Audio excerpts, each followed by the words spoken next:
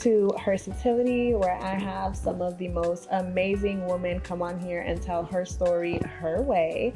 I am super excited about today's guest. She is Boss Babe to the T, one of the highest producing realtors in Georgia. I think it was over $50 million in sales, but she'll correct me if I'm wrong. Miss Kira Oliver. Hey guys, thank you for having me. No, thank you for being here. Such a beautiful introduction. Girl, I'm so inspired, and I love all of your content. Not just that, but like all the travel stuff. I'm like, I gotta get her on here and hear her story.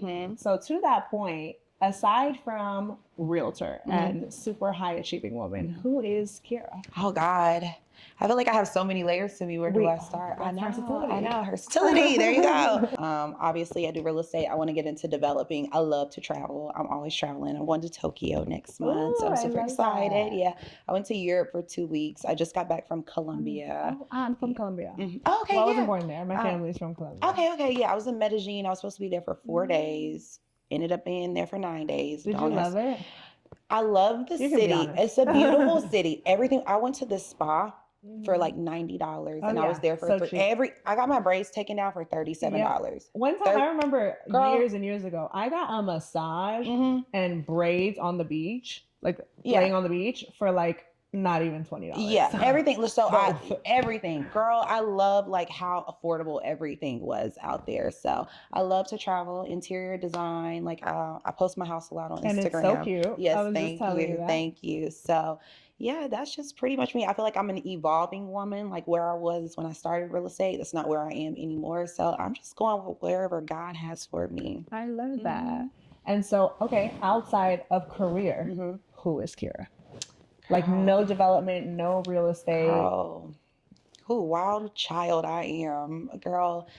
I feel like that's such a tough question to answer because there are so many layers to me. You know, I'm very spiritual first and foremost. Like I put God first in everything that I do. Like he really has curated everything in my life. So I'm very spiritual. I love to have fun. Like I feel like a lot of beautiful women, they get like this stigma put on them, like they're stuck up or they can't have a good time. Me, I love to have a good time. Girl, I'm going to find a dance floor. I'm going to find a restaurant with a patio, and I'm going to have some lobster tail. My family is very important to me. My family's super small. It's me, my mom, my grandma, my grandpa, and my brother. I think I see Yeah. So I love being with my mom and my grandma. I'm actually taking them to New York on a surprise trip in November. Yeah, they've never been to New York. So yeah, like I'm just like, I feel like I don't know what you're going to get with me every day. Like you might get like, let's go to Miami. I'm very spontaneous. Oh my God, so spontaneous. Let's go to Miami one day, or let's just sit in the house and chill. Like sometimes I need those relaxing days because work is stressful. It's very stressful being in Atlanta. So yeah. I don't know what it took for you to be there. And that's kind of what I want you to share now. But like, where did you start? And what are some of those mountains that you overcame along the way to get to this place now where you can be like, oh, I might go to Miami or Italy next weekend, or I'm about to surprise my parents on a trip to New York? It took a lot, actually. And one thing that I said I would never do is delete my old photos because I want people to see on my Instagram where I started from. You can see like me on camera and how that evolved, just how I evolved as a woman. And I do that because a lot of times people do come on your Instagram page and they'll say like, oh, she has it all together. Like she was spoon fed or she had this, handed to her. It's like, no, go back 2,000 posts back to 2017 when I got my first listing and I took the photos myself on a camera. Or, go back to where I grew up. Like I have a picture posted of like the trailer I grew up in. And it's just like, I grew up in a trailer and now I live in a really nice house. And I want people to know like, that was not given to me. Like you can see the work and how it evolved like throughout the years. So there were a lot of things that I had to overcome, especially in my career. Like I wanted to give up like very, very early on. And I remember, and I have a post on my Instagram, I got down to like 1 month of bills in my account. And I was like, I do not know how I'm going to afford to like be a full-time entrepreneur. And so I talked to my broker. I was like, look, I think I need to like go back and get a job. Like I had 5 deals that were supposed to close. I only have this amount of money in my account. Like, I don't know what I'm going to do. He's like, Kira, he was like, turn your phone off. He was like, say a prayer. And he was like, let's regroup because real estate is an emotional roller coaster.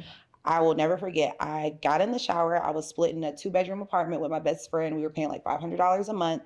And I sat in the shower and I cried. And I said, God, I'm like, this is so hard. Like, I feel like I cannot do it. Like, if you change my life and turn it around, like, I will give this everything I have. Literally, I kid you not. I had did a rental for a girl and I made like $150 on it. And she texted me. She said, you did such a good job. I want to refer my parents to you. And she referred her parents and they ended up buying a $700,000 house for me. And I made like $20,000 that was able to like carry me over. And ever since then, it's just like, I will never forget that prayer that I said in that shower. I love you. He literally sometimes gives us no choice but to like, hey, I'm in control. Yep. Or like, hey, lean on me. Like, I want you to lean on me. I want you to depend on me. So he will strip us of everything. Girl. And to where you're on your knees crying, like, I don't know where to go. Like, if you want, you put this desire in my heart. If it's for me, like, please show me. And he showed you. Girl, he did. He turned it around really quick. And look at you now. So that's what I do. I keep those posts on my page because I want people to know like I went through real life things. Like, it was not easy. And I was in a relationship for a long time. Like, I got in a relationship 2016. I got into a relationship. And we were on and off up until last year, 2023. Yeah, so we were together. And also with that, we ended up purchasing a house in 2021, the house that I live in now.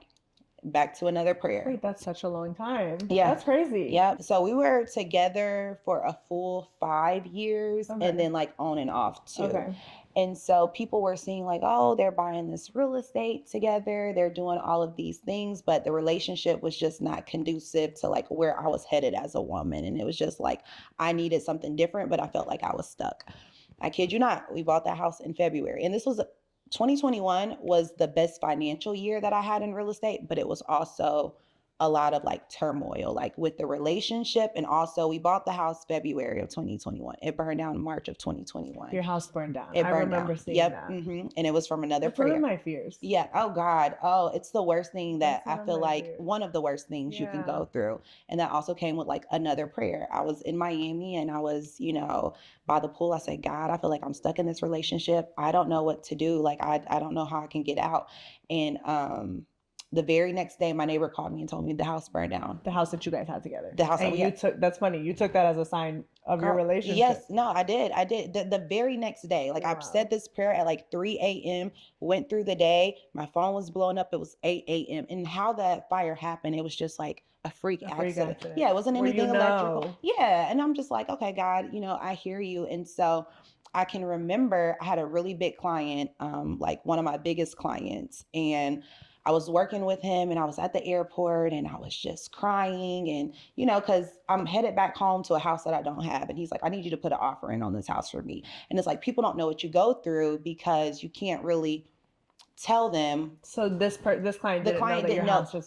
Didn't know this. Right. But he was one of my biggest clients that I've ever had. And it's like, I have to do this. And so I'm writing the offer, crying, like tears falling down my face, like still giving it my all with work.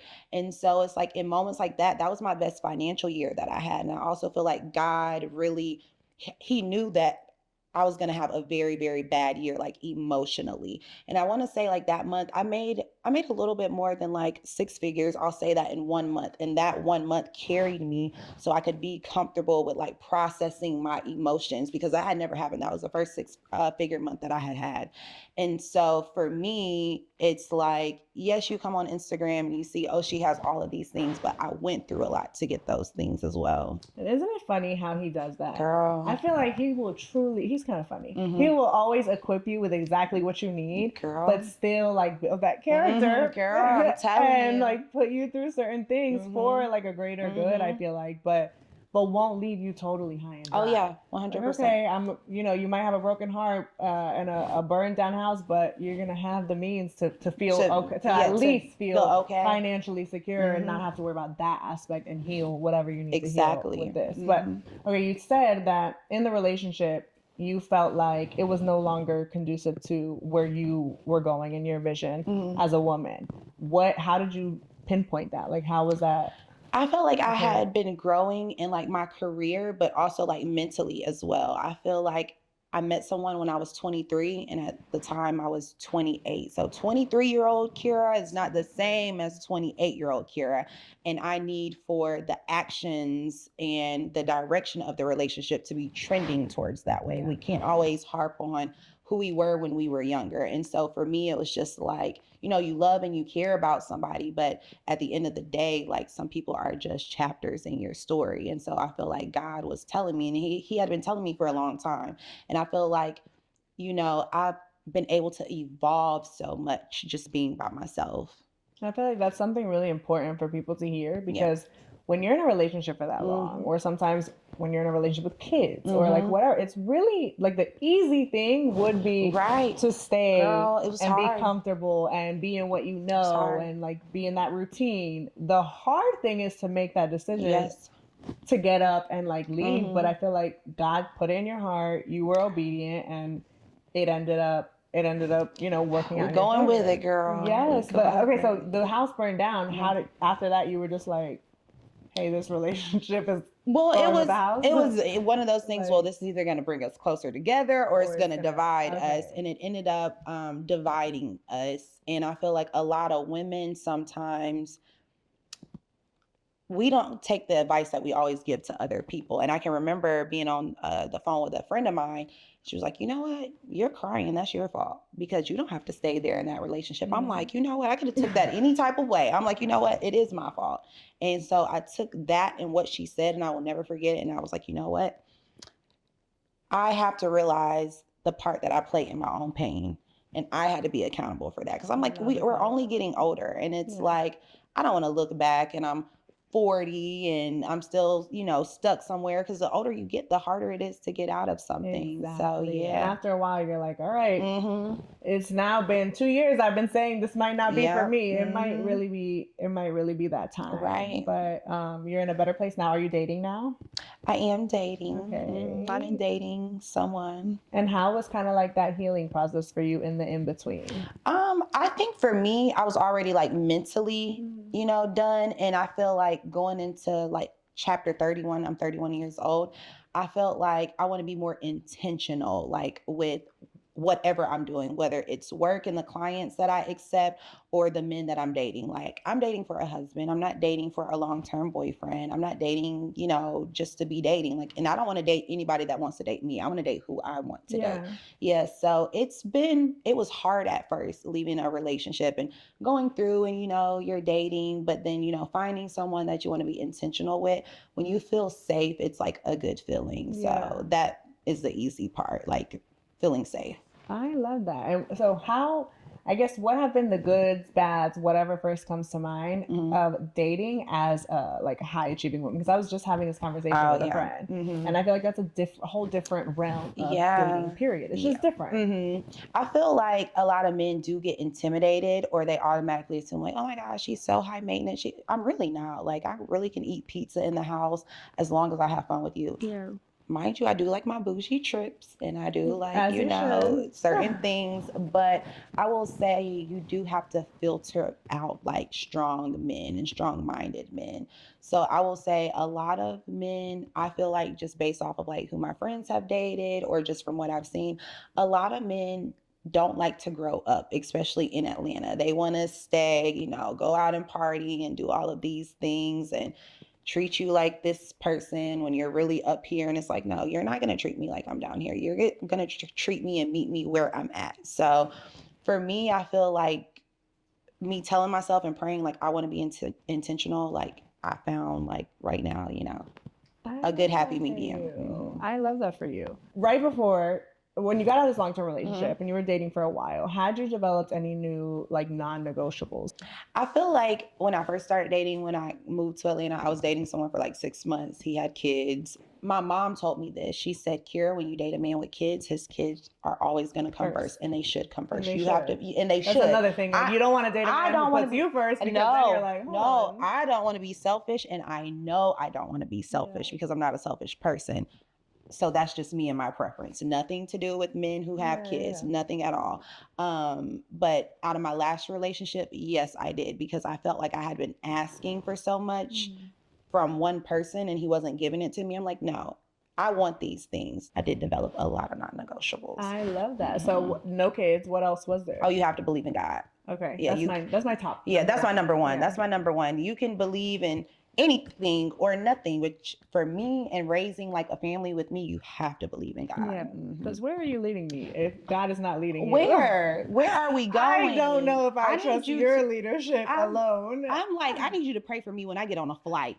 I need you to do all of those things. I was literally thinking about this the other day. I've never had a man pray for me or like lead me in prayer. Really? And I feel like that's something I'm like, I know my next man will have because it's on my heart and like I'm thinking about it, but like I've never had that, and I feel like that would be so attractive just to have like a man rooted in God. Come on, let's pray. Like, pray over us. I know. Pray man, over. Yes, he's coming, girl. You have to be patient. You have to be very specific in your prayer. You know, it's funny. I'm not even in that frame of mind, and I'm sure you probably experienced this after getting out of a long-term relationship, where I'm just like, but slowly but surely, I feel like getting to a place where I'm like, okay, maybe I'm open myself up more. But that's definitely my number one non-negotiable is you have to believe in God. Man of God, like 100%. And like, I want things like that: emotional intelligence, other non-negotiable, conflict resolution, dependable, like all of those reliable, things. Yes, all of God. So you learn. I feel like, girl, you know, from previous relationships and things like that, you learn. Yeah, especially because you got in it so young. So now, fast forward, and you're like, oh no. Yeah, can't have this. Have to have this. You have to. This is a non-negotiable. Exactly. We can be friends. Yeah. But to be my husband, I can love you as a friend. As a friend, I can have love for you. I can do all these things. But my partner, like, you know, do you believe in gender roles? No. Okay. In some extent, I do. Okay. I tell every man this when we first start dating. I love these conversations, and I hate that people are like, so like it's this or that on the internet, because I'm like, no, it's actually whatever you want and whatever your partner wants and like works for you. People have like a rule book. It's like, no, whatever works for you. And so like to a certain extent, I do believe, like I do feel like the man should be like the provider. He should be able to provide. But as far as like, I don't clean. I'm not a cleaner. And I tell every man, if you want a traditional woman that's going to clean, I'll cook for you, but it's hard for me to clean. It doesn't matter if I'm calling somebody else. We can get a cleaner, please. I don't have time. And the house will be cleaned. Thank you. Thank you. Now, trash, it doesn't sit well with my soul. Right. Same with pumping gas. Oh, why are you doing this? I'm like, can somebody come to my house with an app, create the app, or come to house oil change, please. Shouldn't be doing it. I don't want to do anything dealing with a car, like nothing at all. And I just paid my car off, and I'm just like, you know what? I'm going to leave it in the garage and just not drive it because I don't want anything to be wrong with it. I don't want to mess it. I need some new tires right now. Wait, you paid it off. That's a great accomplishment. Congrats. Thank you. So I wasn't planning on paying it off, but it's just like God was like, get rid of like some debt so you can get into like your development roles. So I know I see people online talk about like 50-50, like go 50-50. Me, I don't want to do 50-50 if you're my husband. Like, no, you're my husband, you do this. But as far as like going on dates, like I'm very giving. Like I spoil like my man. Like I will spoil you. Like you buy me dinner. The right men will just bring that out of you.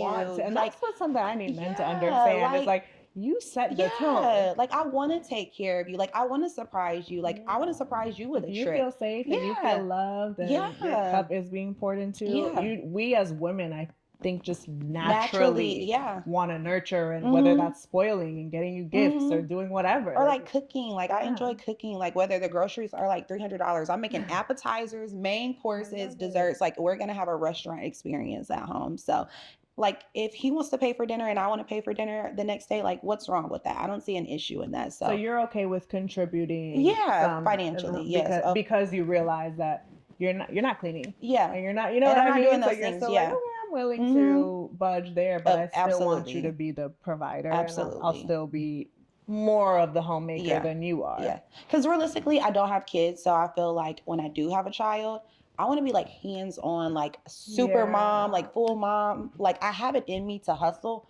but I don't want to have to do it when I have my baby. Force you to slow down. Yeah. And I love that you're setting yourself up now and having those thoughts. Exactly. Because you really don't have a choice. I have to know, like, you understand like my goal in being a mom when we get married. So I need to know like you can handle things by yourself. I tell my cousin, she's right over there. I tell her all the time. I tell all my friends who don't have kids yet, have these conversations. Yeah.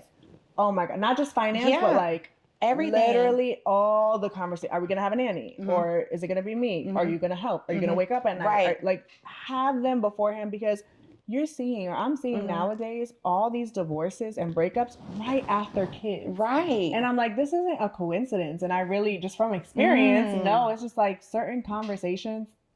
Having a kid in the mix is going to be, if not the one of the most testing times of a relationship. It just is. Like hormones are all over the place. It's just like a new, like, it's hard, it's hard, right? It's very hard. And so I always encourage people, like, have these conversations. You just have set yourself to. up for it. Yeah. I felt like the minute I hit 30. Oh, girl. It was like, I had like an epiphany. Same. I'm like, what am I doing with my life? Literally the minute, but it came with like a new confidence. It also came with a new, like, I'm that girl, and this is the value I bring. I am 30. I am 30. Because them 20s were a little ghetto. Yes. Oh my God, girl, ghetto. Okay, you said you grew up in a trailer. I had no idea. Yeah, girl. Yeah. Right. So I grew up in a very, very small town. It's called Blakely, Georgia. Okay. It's like 3 hours from here. It's like everyone knows. South. Girl, South. Cotton fields, cornfields, all of that. I think we're the highest producing like peanut county in like the U.S. So so it's so funny because there's Atlanta and there's Georgia, and they're very different. So different. Very, very different. So different in all ways. Yeah. So I grew up in a trailer. My grandma and them, they have had that trailer forever. Like since I was born. Like she will not move out of it. Still has cars. She still lives there? She still lives there. Yeah. My granddad, they tried to move into a house maybe when I was like, I don't know, 15, and so they moved into a house, and she missed her trailer so much she was like, I'm gonna go back, and so they moved back over there. Oh my gosh, that is crazy. And then my mom ended up buying so my grandma's house is right here. My mom ended up buying another house like right at the corner, so like we could just walk to my grandma's house like through the yard. Like it's super country. Oh my God, so country. Like there's a church that's in like a kind of like a barn house right across the street. Yeah, it's super small, super country. Yeah. But okay, so how did you grow up? Like, tell me about the dynamics. Did you grow up in a 2-parent household, 1-parent household? 1-parent household, yes. So my mom, it's so funny. My mom and my dad got married. They were together 16 years. So they got together when they were 16, and then they like separated around like 30-ish or so like that. My mom had me with, I can't do the math right now, but it was something like that. And so they got married, they had a ceremony, and then when my mom went to go get remarried, she was going to the courthouse trying to get the divorce papers. They were like, we don't have this marriage on file. She's like, what to do your you dad? To my dad. Okay. And she's like, what do you mean? And so apparently they thought the officiant was taking the papers to the courthouse. He thought they were taking it to the courthouse. She was never married. She was never married. Oh, wow. Yes. So they separated when I was like 8. My dad ended up leaving. Long story. Oh God. Long story. My dad just ended up and pretty much vanishing, like leaving. So I didn't talk to my dad until maybe I was like 18. So do you remember that? Yeah, I remember that very clearly. I remember the day that it happened. I remember the emotions, like seeing my mom. Like my mom is like one of the most important people on this planet to me. She's such a good woman. And I feel like if it wasn't for her being my mom, I would not be the woman that I am. If I had another mom, shout out to Mama. Mama Terry, yeah. So for me, I grew up mainly with just my mom and then my grandparents. So my mom took on a load because I do have a younger brother. And so he's 3 years younger than I am. And so my mom raising 2 kids, she didn't finish high school. And so she didn't have a degree. So she had to take like the jobs that she could get. So her having 2 kids, it put a lot of pressure on She had you guys young? No, she had me when she was, I guess so, 21. Okay. And then my brother when she was like 24. And then she had my sister when she was 18, but she was only 3 months old and she passed away. Your sister? Mm-hmm. So she was older than me. So you weren't here? I was not here. Yeah. So my mom had another child before me. When she was 3 months old? Yeah, her name was Ashley, and she passed away when she was 3 months old. Gosh, I can't imagine. Yep. So, my mom and my grandparents, I put a lot of pressure on my grandparents. So, I pretty much just grew up like being with my grandparents all the time. So yeah, we're like pretty close. My mom, my grandma, like shout out to them. Like I love those women. I love that so much, but I want to know that because you remember it, and I know that is probably like, I associate stuff like that when I remember like the details like it was yesterday. I feel like that's kind of like traumatic. Oh yeah. So what did that do to like little Kira, in that moment when your dad just vanished? I was 8, so I kind of didn't really understand That's fully. a weird age to go through Yeah, something. I thought he was coming back. I never knew until like a year went by and then 2 So years. what did you think? Like, were you just like, oh, Like, my dad had always been the type of how do you man. explain that to an 8-year-old? Yeah, and it was just like one of those things where my mom just held it together. Like, we kept moving on with life. I think I went to like 5 different elementary schools. Like, we were constantly moving, like, so she could keep up with like work and finances. So for me, it was one of those things where I didn't really have like time to think about it because we were always doing something, like either going to my grandparents' house or, going to her friend's house while she was at work. So for that, it took a lot. And I really want to say that's what started my spiritual journey. When I got in college, I was like, I'm just going to go to church with my friends one day. And I went to church and the pastor preached and he said, you're no better than God. So how can you not forgive someone while you're on earth?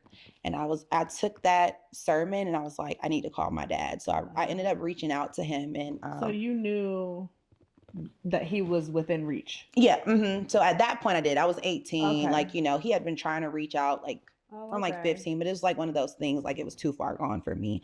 And so I ended up reaching out to him and just, having a conversation with him. It wasn't anything that happened overnight. Like, there's still like resentment there. But as far as like forgiveness, I had not forgiven him. And in that moment I did. So in that moment I forgave him. I was like, Lord, I'm not about to get to heaven and you condemning me for not forgiving anybody. Yeah. So I took that and I really ran with it. And I was like, I need to call him and forgive him. What did that take out of you? Like, talk about forgiveness, because I feel like that's something we all face at some point or another. I think it's one of those things where you have to be like mentally strong. You have to know, like, when I say I forgive you, you have to mean it. And so I didn't call him like right there in that moment. Like, it took time. Like, I had to think about it and process it. But when I did tell him, I actually did mean it. Now, girls need a father, like just as much as boys do. Like, girls we all need both parents. Yeah, I feel like girls, we make so many mistakes, especially with dating, because we don't have a father figure. Like, we don't know so what you probably had some resentment. Yeah, like I might have not made X, Y, Z had you been there. And let me know, like, girl, don't do you have that. these conversations with him? Like, what's the dynamic? So not anymore. I when I first moved, my dad actually lives in Atlanta. And so I've been here since 2015. I probably have only seen him like 4 times. Okay, so you're not like close. Right. Okay. And me and my dad have the same exact personality. Like, spontaneous, funny, fun, witty, same exact personality. He's so cool, but it's hard to look at him as a father instead of a friend at this point. So it's like trying to develop and cultivate like a relationship. Like, we don't talk all the time. Like, he might call me and I might answer, but it doesn't mean that I don't forgive him. It's just that we don't have that dynamic.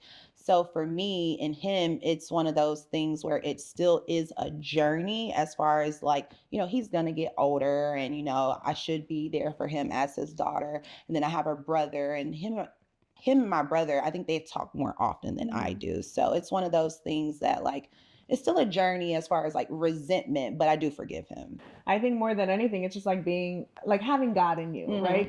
And realizing, okay, God forgave me, and I know I'm far from perfect, so I have to forgive others. I think that's like the main thing. But I love that. I think that's a huge step in the right direction, and you don't have to be all the way there yet. You know what I mean? I think baby steps, and your heart and your like heart posture, God knows, and He knows that you're working on it. Yep. So I feel like that's big. Yeah, going through a spiritual journey, like, it's hard, like, it's tough, like knowing so hard, what but to so listen rewarding. to. Yes, it is, like knowing what to listen to, what's God and what's not God. Like, it's tough sometimes. Yeah, this is like, God, did you really say that? Or am I literally? Because sometimes we'll be in our head, I'm like, that was me. That was or me. Was it you? Which one was it? Or can you tell me one more time? Like, show me one more sign. Can you like billboard? Right. Turn on the light. But He'll show us. Yeah, He will. He'll do it in so many little ways that it adds. That when we look back, we're like, that was me. You showed me so many times. So many times. Oh, being dumb. I know, but I think that's a part of it, because that's like faith. He still wants us to take faith. It's like, all right, girl, if I walk into your house, and you hear my voice, number one, it's to scare you. But number two, like, that required no faith. I did go to therapy when I got out of my last relationship, because I was like, I want to do things like the right way. Like, I was going through so much, and I was talking to my therapist, and she was asking me about my background, and she was like, you need to write a letter to your dad. She was like, you don't have to give it to him. When they do that? Yeah. She was like, you don't need to give it to him. You just need to write it down. You need to write out all of your feelings and your emotions. And I think I got so scared to do that, I stopped going to therapy. That was the last therapy session that I had. To date. Mm-hmm. So you never did that? Mm-mm. Yeah. Don't write that letter. Yeah. Because it's like I know it, and I'm such What a are you non. scared of? I'm not really scared. I just feel like I'm such a non-confrontational, Yeah. and I don't like to be emotional. Like my mom said, I've been the happiest baby since I was Mm. born. Like I'm just so happy. I'm just so caring, and it's like going through emotions. Like for me, like that's kind of hard. Like I don't want to live in those emotions because I'll cry. Like I'll cry to It's okay myself. to cry. I know, but Yeah. I don't always want to cry. But sometimes you just gotta get it Yeah. out. So it's like I feel like It's not a bad thing. I know. Or a weak thing. Yeah. Crying is just crying. I At this know. point, it's normal. Girl, we can cry right now if y'all Or want cry, to. yeah. For real, girl, please. So it's like one of those things where I feel like I've mentally been able to like navigate through my life and realize like, okay, this was right, this was wrong, this was right, this was wrong, without having to do that. I'm not saying that it's right, but that's kind of how like I mask it a little bit. Okay, so you do think you've masked it? Yeah, You for don't- sure. Okay. For sure. And I just had this conversation. I don't know if you're gonna put this in here or not, but on the TV show, like we were doing interviews and they were asking me like similar questions. Yeah. And I just like broke down and I was just like, oh my God, like I don't want to talk about this. And it's being brought up again. Right. And Like, I didn't even like, know. I'm like, is this guy? any of Like, this? am I still making God mistakes? is like, right. Because I feel like that's a scary thing. And that's not an easy thing. Yeah. It's even scary if you were going to give him the letter. But you don't have to give him the letter. Right. So now you're scared of sitting with your emotions is what I'm getting. Like, right? Yeah. Is that what, like, you're scared of like sitting there and being, you tell me, I'm guessing. Yeah. The fear is of sitting there. Is it of being vulnerable? I would say just like reliving in of being hurt. in constant emotions. Yeah, don't want to be sad. If I write that letter, I'm going to be sad. Yeah, I'm going to be sad. And I just had this conversation with someone. I'm like, for me, I'm very outgoing, but I'm also still like very private, and I can be very, very quiet, and I can shell up. And a part of me, like I do that because I don't want to say the wrong thing for somebody to leave, or like my friends, I've had my friends. Yeah. And my friends have been my friends forever. Like I'm very specific with the people that I let in my space, especially like with men. Like sometimes I'll just like shut down and I won't say anything because it's just like, it's abandonment. Yeah. You don't want to feel that for way. sure. And makes sense from that. Yeah. So I'm just like, I try to just avoid conflict. Are you still that way? So I have been working on it. I feel like I'm getting so much better. Yeah. Fast forward now, you are one of the highest producing realtors, over $50 million in sales. What was the moment where you were like, oh, I'm good at this? It was in 2021. That was the biggest year that I had. And I saved up like my first 6 figures that I had ever saved up. So I saved up 6 figures, and then I did an investment for like $70,000. And so I went from having like 6 figures in my account to like, okay, like the money's gone. Yeah. I got to build it back up. And I told myself, if I can build it back up the same year, I know I'm killing it. And I built it back up that same year. And so I just kept saving and saving and making and making. And I was still going through all of these things with not having any clothes because the house burned down and having to move and transition. And it was like everybody was calling me for a house. Like I remember tagging a famous couple that I sold a house to just on a post like back in 2017 when I first started real estate. Like I was just tagging people like, oh, if you need a house, like, contact me. So it was social media. It's social media. It was 2017. Fast forward to 2021. 2021, they contacted me. They were like, hey, we found your Instagram. Like, we want to buy a house from you. Other people were exposed to me. But I just remember and thinking, and I say that to this day, I'm like, things do come to me so effortlessly now. In the beginning, I had to work extremely, extremely hard. But I feel like the more I prayed and the more like I exposed myself, well, God is like, I'm going to take care of you. Like, you obeyed me, this client that you want, I'm going to take care of you. Like this sale that you want to make, I'm going to take care of you. And really like that's how it's been. But I will definitely say 2021 is when I realized like, okay, I can spin a check and I can make it right back for sure. It's only been what, 3 Yeah, that was like 3 years. So what do you feel like has been like key? Relatability breeds relationships for me. And so like how you said like, oh, I see you on Instagram, you traveling, you doing this. I feel like people want to work with people who they can trust, who they can relate to. And so for me, it's just me like being my authentic self, like on social media and off of social media. I tell people like what you see on social media, I do go through things, but that's my real life. Like that's what I'm going through. That's why I don't delete old pictures because that's where I was. This is where I am now. If I'm taking a 2-week vacation in Europe, I don't necessarily need a man to sponsor it. I'm going on my own. Like, those are the things that I am able to do now. So everyone in Atlanta is doing something. And I feel like the younger entertainers, they come to me like, oh, she's cool. Like, she's out at dinner. She looks cute. I could vibe with her. Like, I want to buy a house from her. And that it literally speaks to all women in all fields, right? Yeah. I remember always wanting to not put makeup on or like dress down because I'm like, I don't want them to see me as a pretty girl. Right.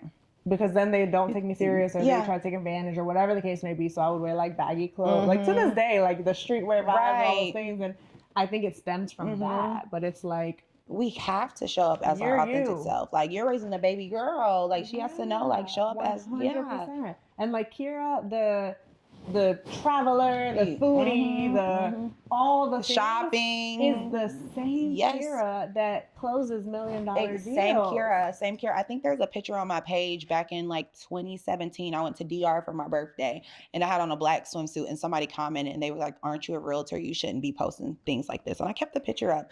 And did that make you feel any kind of way? Like, did it make you think twice or were you like, what did I do? It just kind of made me realize like people are shallow and like there's so much judgment, especially from other women. Like, you're a woman and it's two women. It's just like, we already have it hard enough. Like, why are you trying to make it any harder? I'm the same person. I'm not a 40-year-old real estate agent. I'm 24 years old. And even if you were, guess what? A 40-year-old can go swimming and be in a bikini. Why can I not wear my bikini? Just because my outfit is different, that doesn't make me less than a real estate agent. And so I remember my friend, who she's now my friend, her name's Kiana Watson. She commented back and she was like, oh, you look so good in your swimsuit. Like, keep killing it. And she's one of those real estate agents who she's unapologetically herself. She's going to show up, show out, dress how she wants to dress, and she kills it. So I will say, even with having friends like that in my circle, has like instilled more confidence to be myself. Like, no, I'm showing up as myself. Like, where'd you get that confidence? Because I feel like it's something, even if it looks different for all of us, it's something we all go through. Right. As working, the ones, working women, right? I want women to break out of that. I know we are versatile. Right. You know what I mean? As women, we have so many layers, but this layer and this layer, guess what? They're still you. So the girl posting in a bikini photo, like I said, is still shaking hands and signing contracts and getting it done. I learned in my real estate career, I used to try to take any and every client, and our personalities would not clash. And so for me, just like moving forward, and I tell anybody this, like with any business, be yourself.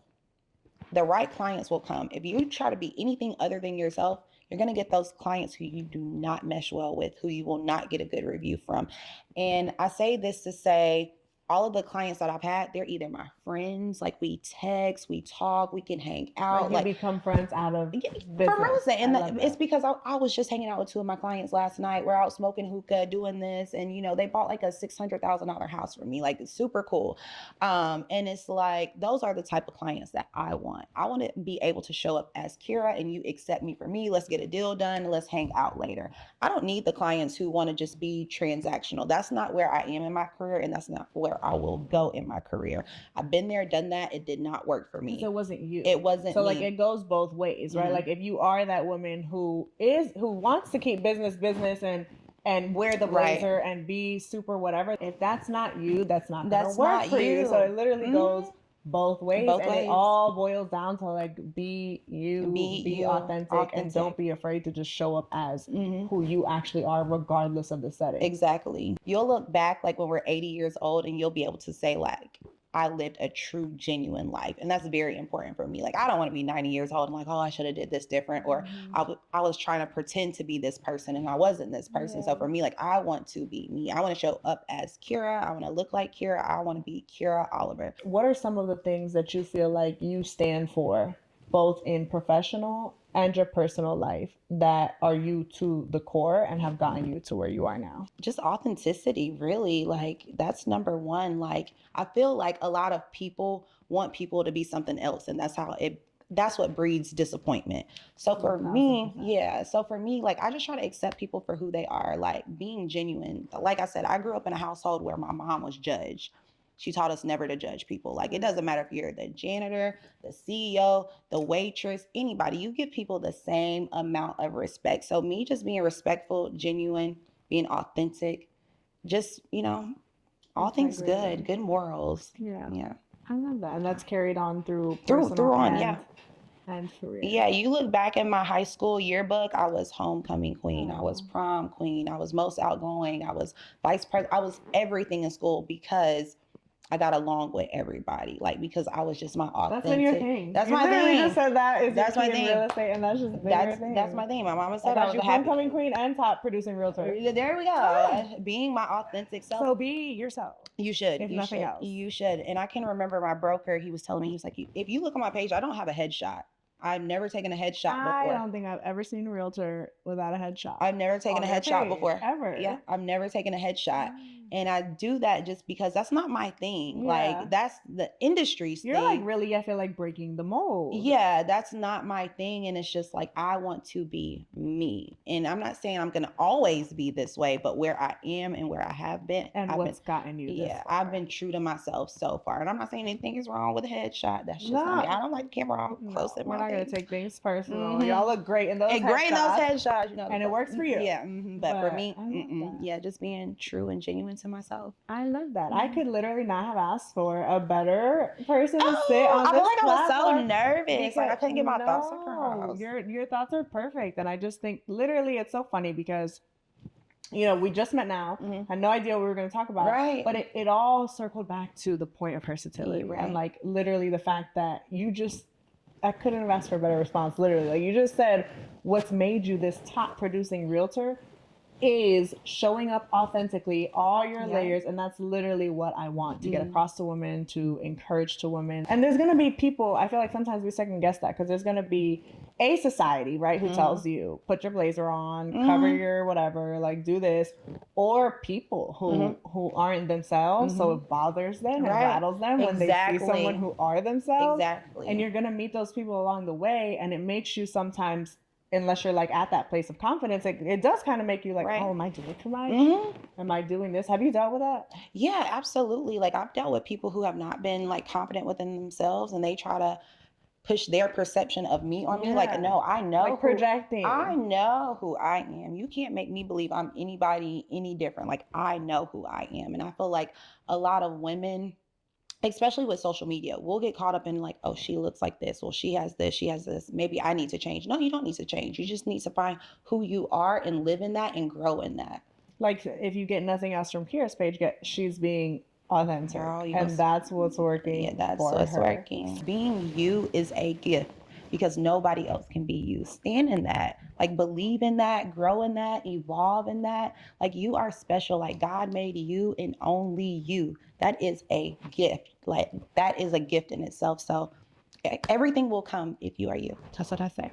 Love that. So where can they follow you? What do you have coming up? Ooh, so many things. Traveling, working. $1 million listings. $1 million listings. Trying to finish my house. That's a project in itself. Like, just decorating, designing. Like, it looks so good from what you post. I'm like, I tried to build a bench yesterday. Like, screwing it in, failed and collapsed. I'm like, girl, I need to get on task. I hate any building, anything. I put up a mirror in my room and I thought it was gonna be so easy. Girl, just a simple, so small, not even heavy mirror. I messed that up so bad. I was so annoyed. Girl, I'm making content. I don't want to build anything. Nothing. I'm making content, like hanging up a mirror, and all you hear me doing is saying, "This shit is so hard."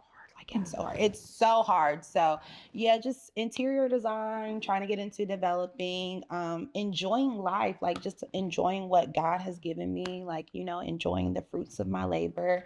You can follow me at the Kira Oliver on Instagram. And you guys follow Kira, keep up with her and all of her amazing travels, deals, inspiration, and stay tuned for more. Thank you for joining us, and I'll see you on the next episode of Hersatility. Yay! I feel like I was so nervous.